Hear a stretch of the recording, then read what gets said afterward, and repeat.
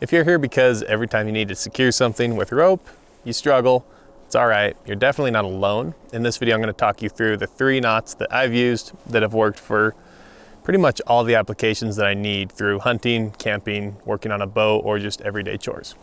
So first, I'll show you those 3 knots and then talk about use application briefly. And then we'll jump to the studio and I'll talk you through step by step how to tie and hopefully how to remember those knots. So the first knot we're going to learn is called a clove hitch.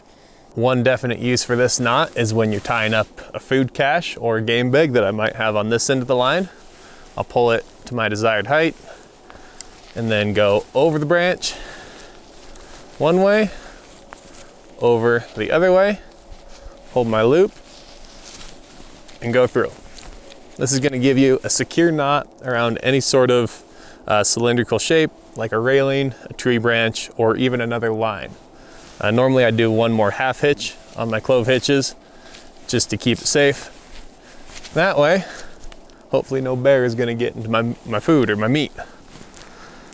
So there's 2 terms that we need to set up before we start talking about how to tie a knot, and that is the standing end of your rope and the working end of your rope. The standing end stays still. The working end is the side that's moving to tie your knot. So we'll start with the clove hitch. We've got a bar here. And like I said, a clove hitch is always going to go around some sort of bar, tree branch, railing, whatever. So what I say in my head, even still, every time that I do a clove hitch is over to the left, over to the right, and through.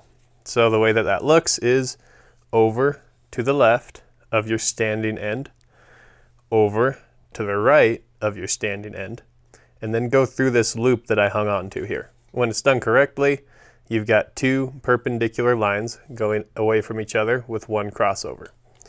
Now, the way that most people screw this up is they'll start the knot off by going underneath.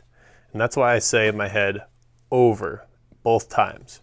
If you have a vertical post that you're trying to tie to, just orient your shoulders a little bit so that when you go around, it makes sense to go over. Another way that people screw this knot up is they'll go underneath and then through. That ties something totally different. Now, the problem with this knot is that if I am working it a little bit, if you're tying something down that's going to be moving, it comes undone pretty quickly. So what I always like to do, I'll just start again here, go over to the left, over to the right, and then through. And then with my tail, or the rest of my working end, I'm going to tie what's called a half hitch, and that's going to be over and through again.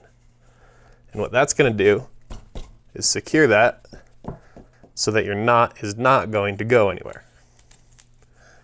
Now the half hitch is about as simple as it gets. You're literally just sending one end underneath so that your side that's pulling tension, which is going to be right here, is squishing your tail, creating friction and keeping this tail from falling underneath.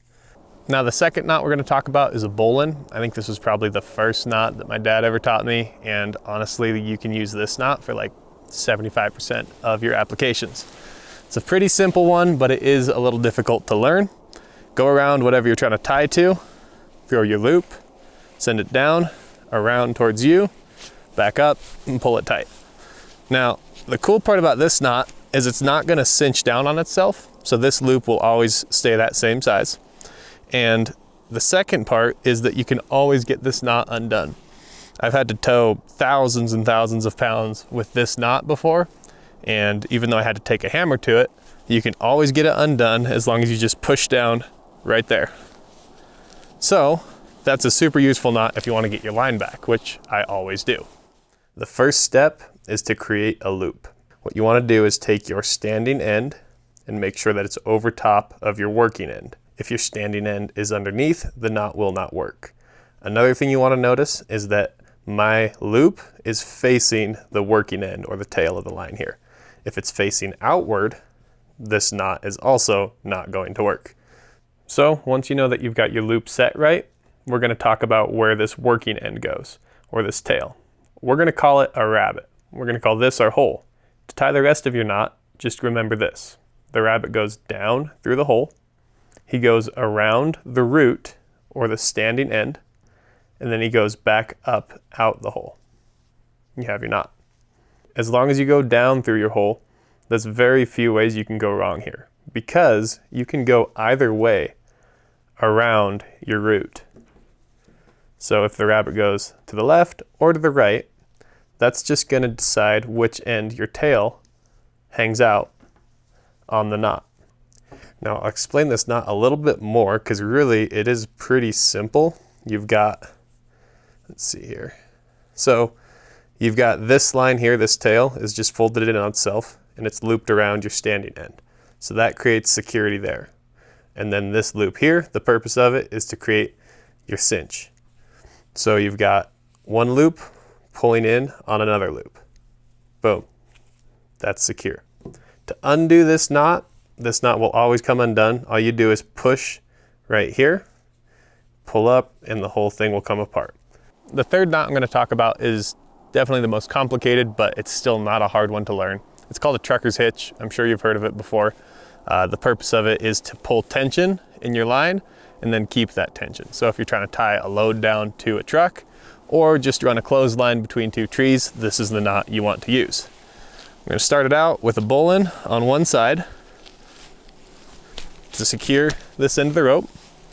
Then we're going to come over to the thing we want to tie up and kind of measure, because we're going to put a loop in here. Now that loop we're going to use, there's a couple different knots that you can do, but we're going to do a directional figure 8 and just tie it real quick. And like I said, I'll walk you through this in the studio where you can actually see what's going on. And then we're going to come around, oh, I got all tangled up, around the other side.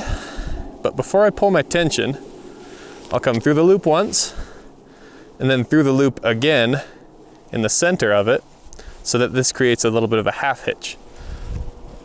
Come over here, pull my tension, and you notice that half hitch is actually holding the tension as it is.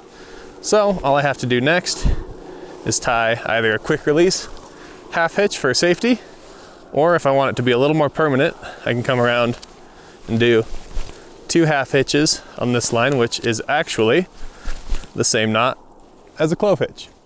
So the last knot that we're going to learn is a trucker's hitch. Like I said, there's pretty much 3 parts to this knot. First, you need to secure one end of your line.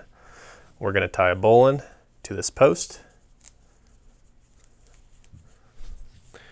And then the next part is you want to measure. So I'm going to use this bungee cord right now so that I have a little spring, but basically I'm going to look at my span from here to here, choose a spot about 2/3 of the way down, and that's where I want to put my eye or my loop. Then I can take it out and we're going to do what's called a directional figure 8 knot. Now this one's a little confusing the first time you watch it, but it truly is very easy to tie. So just stick with me here. Now on this one, you're going to take your working end and put it over top of the standing end. So think about tying your trucker's hitch from bottom to top. You want to make sure that your loop goes from bottom to top. So come here, and then I'm going to pinch this point with my middle finger and my thumb. So I've got that now. Push this together so that there's not much of a gap in the middle. That'll make it a little less confusing.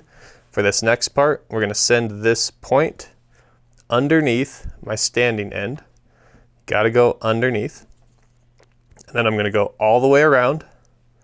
And then I'm going to go up and through this little hole here that I left with my finger. So when you tie it right, it's going to look like a really nice figure 8. All of these lines are going to be in parallel with each other, and it's also going to come undone a lot easier than other variations to this knot. Okay, so we've got enough distance between our bungee, our secondary point, and our loop to really pull some tension. Before I pull tension though, I'm going to do 2 things. I'm going to go through my loop once, and then I'm going to go through it again. Now this next part is important. I could send this end through it a second time, and then you've got kind of a spiral look on here. But what I want to do is send it through the middle. So I want to be in between here and send it underneath. That way you create a half hitch that is going to cinch down when you pull it tight. That's not vital to this. You can do the whole trucker's hitch with just one, but it will make it a lot easier to hold your tension. So even if I did it this way, I'm just gonna make sure that I'm between here and here when I come through, and that I'm underneath this loop. And this creates a cinch that puts a bite into here. When I pull it tight, it holds. So then I have my finishing knot. Just throw one end out, take your other end, go around and through. Pull it tight and do it one more time in the same direction. You want to make sure that the rotation of this knot is always the same. By that I mean I'm coming over this rope the same way. If I were to come over this rope this way, it would be incorrect. So take your end, go over in the same direction, tie your second half hitch. Now if you look closely here, and if you were paying attention, this looks just like a clove hitch. That's because it is. This is your standing end, this is your working end. You've got the same two perpendicular lines to your main rope, and then your crossover. Now, if you want to really secure it, like I said, a clove hitch is not the most secure knot. You can do one more half hitch in the same direction. There's one more thing I'm going to show you here. If you want to do a quick release trucker's hitch, if it's not really important that it's secure, you can have your little cinch here in your loop like I showed you. So that's holding tension as it is. And then double up your rope, come through and do a half hitch. So that's gonna look like that. And if you wanna take it out or undo this knot, all you gotta do is pull there, come here, and push it out.